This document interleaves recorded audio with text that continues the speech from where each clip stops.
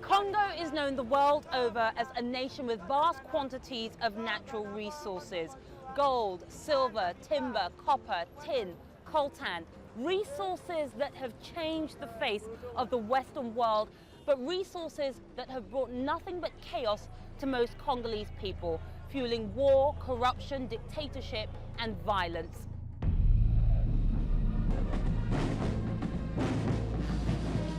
Kinshasa, capital of the Congo, June 30th, 2010. A lavish display to celebrate the country's 50th anniversary of independence from Belgium. President Joseph Kabila was keen to put on an impressive show. Thousands of people showed up here to celebrate 50 years of independence, and the whole area was given an entire makeover. The roads were repaired and new street lights were put in place. The world saw an image of an advancing and prosperous capital city.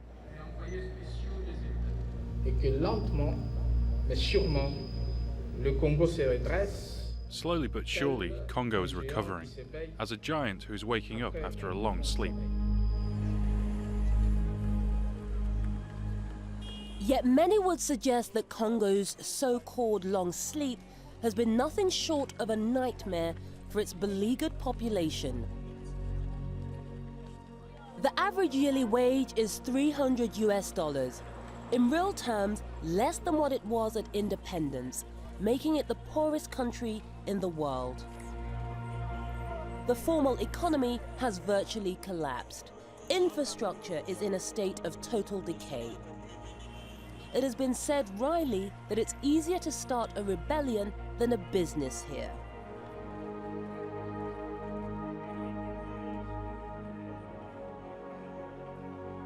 And in the east of the country, a long-running conflict that has claimed the lives of over 5 million and drawn in neighboring Rwanda and Uganda, fueled by rebel groups and conflict minerals. We compare today after 50 years, there is a sunk. It's really a shift going down. Things are worsening instead of improving.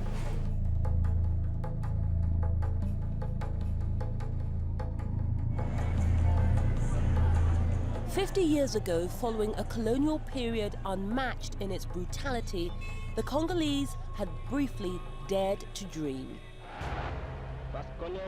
Patrice Lumumba was the country's first prime minister, but Belgium's pernicious influence remained. Less than a fortnight after Lumumba made his Independence Day speech, the southeastern and mineral-rich province of Katanga broke away, aided by Belgian businesses and 6,000 Belgian soldiers.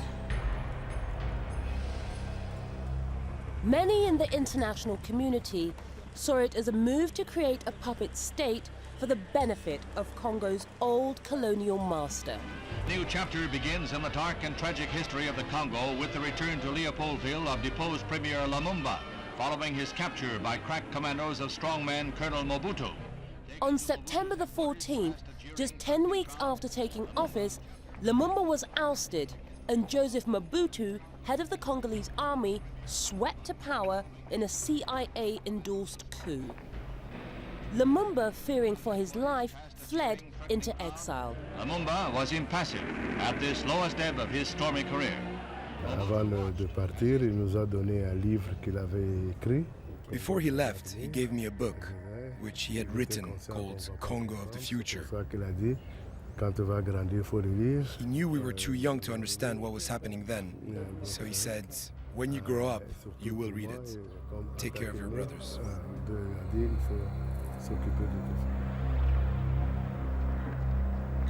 It was to be Francois Lumumba's last memory of his father, who was executed by a Belgian-sponsored firing squad in January 1961, leading to a neo-colonial restoration under the Mobutu dictatorship. Congo's period of independence had lasted a mere 76 days, but now they would be and would remain at the mercy of foreign powers. Congo's problems are far from over. Under Mobutu's rule, Western companies were allowed to plunder the nation's formidable copper, cobalt, and uranium reserves, aided by predatory governmental armies and rebels. It was no respect for the physical integrity. It was no respect for the rule of law. It was, the fact that other countries entered in Congo just to take Congo and try to keep its wealth. And that's what was put in the history of Congo in '61 and lasted so many years. And President Joseph Mobutu profited more than most. He would go on to rule the nation for the next 32 years, becoming one of Africa's most notorious and most wealthy dictators. C'était pas seulement un régime dictatorial, c'était aussi It wasn't just a dictatorial regime. It was also a corrupt regime. exploité, qui volait, One that despoiled, that stole the country's riches with unfair contracts. illégal et tout ça. President Mobutu's villa here is worth $5 million. By the time of his death in 1997, Mobutu had amassed a personal fortune of over $8 billion, a sum roughly equivalent to the size of the country's national debt. He put private businesses in state hands, then gave them to friends and relatives who plundered cash and assets. Ultimately, some 75% of the nation's annual budget was allotted to so-called presidential private expenses.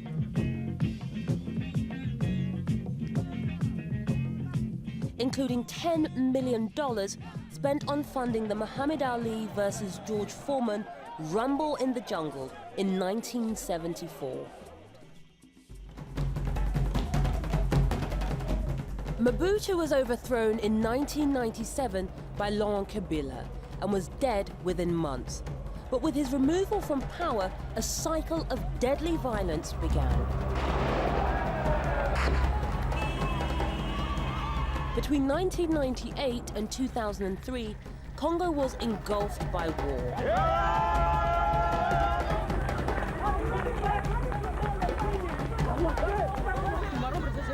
5 million people, mainly civilians, lost their lives.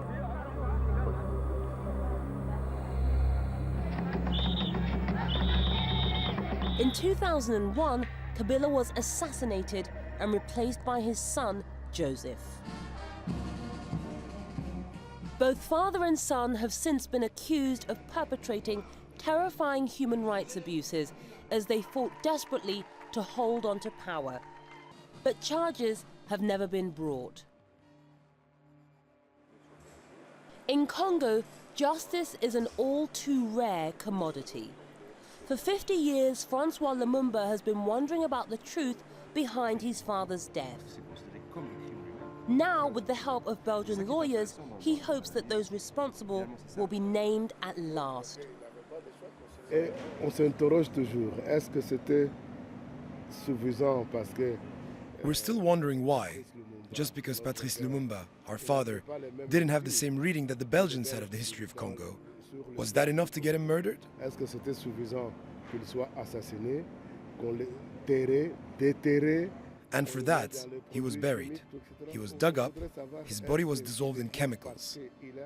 I'd like to know how things could reach such extremes simply because he dared to give his reading. It's unacceptable. Pour terminer, je dirais que nous To avons conclude, le droit de mémoire. I will say that we have the right of memory, like other people of the world have the right to memory.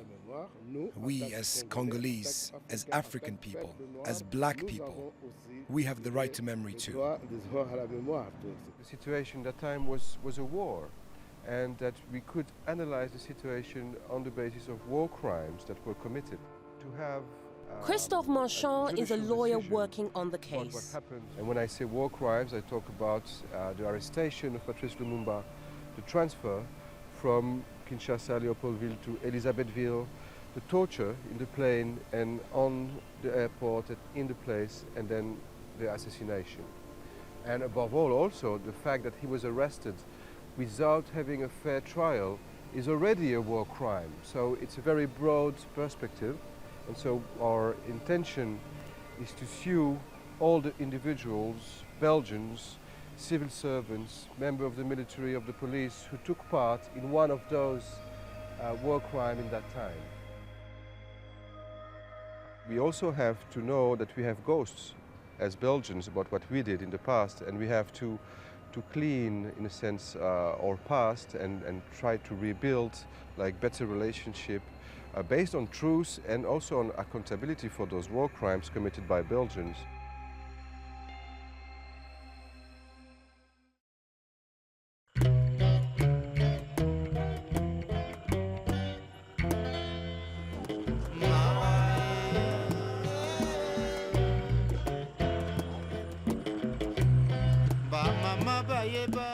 British explorer Henry Morton Stanley was the first European to set foot in the Congo in 1877.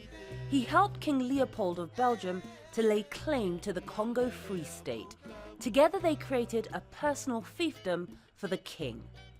10 million Congolese died under this brutal regime, forced to work on rubber plantations, their limbs cut off if they didn't meet daily requirements.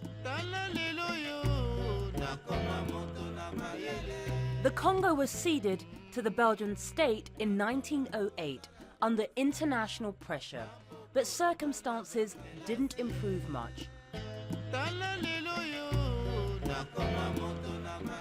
Everywhere in the Congo lie symbols of what the country has been and what it may become.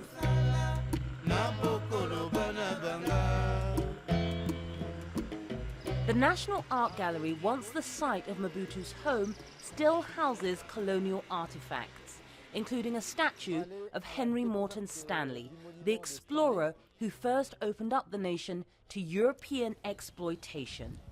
Il est fort probable. It is very probable that this statue was the first to be torn down. We're not sure how to deal with colonial monuments.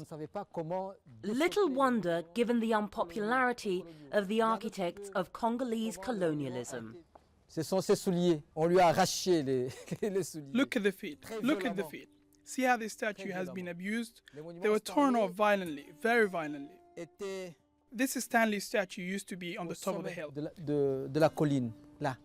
Mobutu decided to remove all colonial monuments. Everything that represents the colonization of the West has been replaced with Congolese symbols.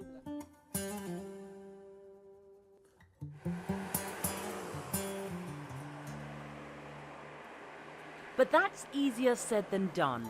As Congo's commercial exploitation continues, all across the capital Kinshasa, mobile phone hoardings dot the landscape. Up to 80% of the world's coltan reserves used in every mobile phone are to be found in the Congo. In an echo of the brutality of its former masters, many are forced to work in the mining industry as little more than slaves.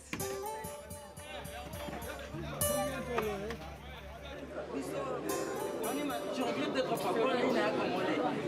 these workers have showed up at the Labour Ministry to complain about the fact that they haven't received salaries for 3 months, and our translator is telling us that they've actually been protesting outside the offices of the Minister of Labour for 3 months. Every single day they've been here asking questions about why they haven't received their salaries, and you can see they're quite angry.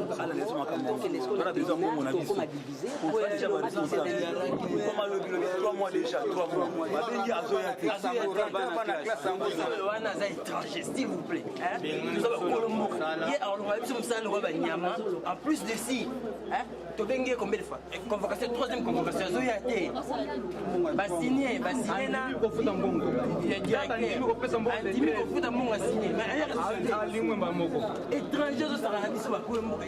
vous imaginez? Je regrette d'être francophone.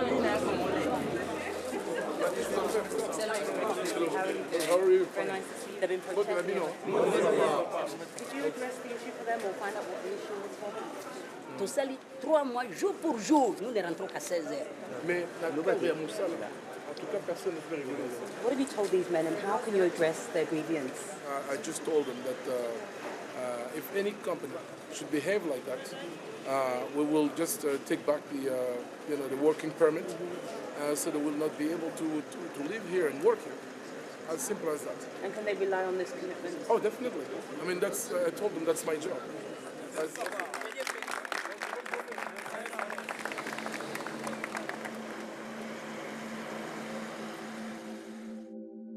With no security. The minister is Nzanga Mabutu, son of Joseph Mabutu. Nzanga Mabutu is deputy prime minister in Joseph Kabila's coalition government. How do you fight corruption in a country so vast? Corruption is made by men, not only in Congo, but elsewhere, but probably at a lesser degree. In order to address that, you need to have a political conviction. You can't let people, not even one person, be corrupt. Our constitution protects the rights of everyone, but everyone needs to know that they have duties. They have rights, but they have duties as well. And as long as people won't go to jail because of those acts of corruption, things won't change.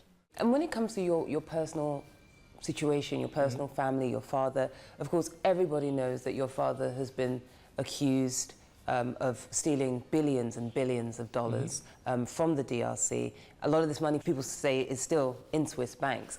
How do you respond when you hear those accusations? I always said one thing about that. You can only accuse somebody if you can prove that. And as of today, nothing was proved. You're talking about funds that were deposited in Switzerland. I can tell you now, because it's been the Swiss courts, after more than 10 years, they had to announce they had no proofs of such allegations. And I'd be very interested to know where those so-called billions were. So I'm more of a pragmatic man. So I would never accuse anybody. Personally, in your heart, do you believe that your father stole public money? No, because simply because, like I said, there were never proof. What people have to understand, there were a lot of money that were spent, on security, on big projects that are still valuable today, that would help Congo develop. I know what leader he was. He's been criticized for many things, but also he maintained the unity of this country. He maintained peace in this country. He's done lots of things that were good for this country. I'm not saying, he didn't commit any mistakes, but he was the leader.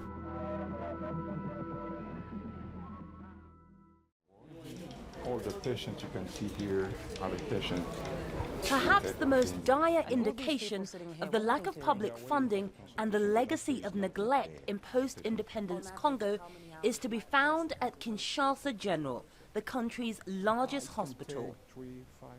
Dr. Kabamba is the head of accident and emergency and earns the equivalent of $80 a month. In the 1960s, this was considered to be one of the best hospitals on the continent, attracting wealthy patients from as far afield as South Africa. It seems hard to believe these days. This guy came this night. He had a car accident. He came here last night, he had a car accident. Okay. This guy had a broken forearm. But the family is not around to buy the plaster, to pay the anesthetist for reduction and casting. So that's why there's cardboard, because the family just don't have the means to pay for proper plastering. Yeah, we're waiting. For the time being, we're waiting the family to pay over different fees. It's an infection of the belly. We have pus in the belly. It's due to the typhoid fever here. We have many people having intestinal perforation due to typhoid fever. And when they come here, they have pus in the belly. We have to perform the operation, then go and fix up. about. He came with this pathology, but they were unable to pay money. This little boy has been stuck in the hospital for 2 weeks because his parents can't afford to pay the bill. His nurse acts as a security guard to make sure his family don't break in and take him without paying the $200 they owe. At the equivalent of 8 months' wages, he could be here for some time. What's he saying? He's saying this, it's too hot here. I would like to be outside for a while.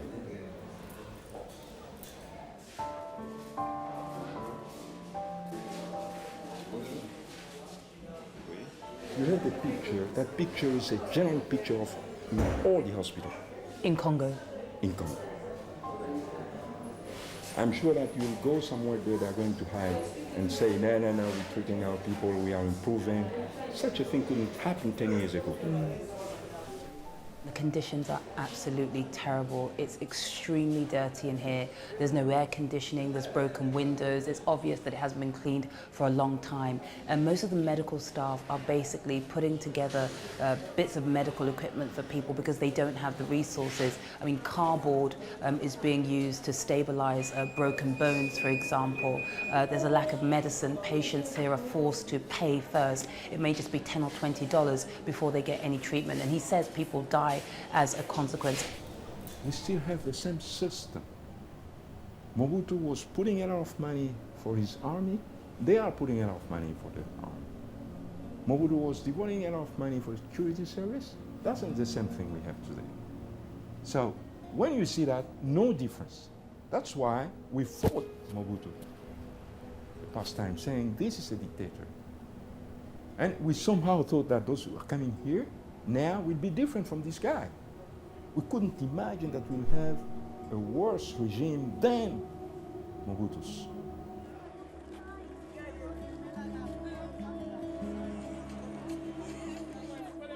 Often called a basket case, there is one hope for the future of the country. With huge swathes of potential farming land, it could become the breadbasket of Africa, capable of feeding up to 3 billion people. But as the people of Congo have learnt, you can't eat potential.